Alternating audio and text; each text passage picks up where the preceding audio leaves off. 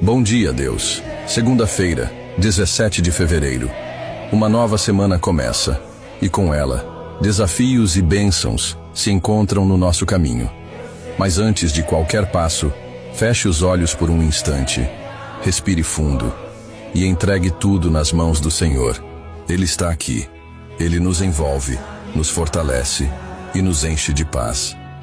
A Bíblia nos ensina: mas buscai primeiro o reino de Deus e a sua justiça, e todas estas coisas vos serão acrescentadas.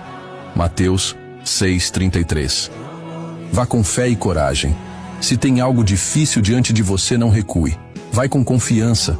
A vida exige persistência, e Deus honra quem não desiste. Acredite, algo bom está sendo preparado para você. Que sua semana seja leve, cheia de força e fé. Deus te abençoe.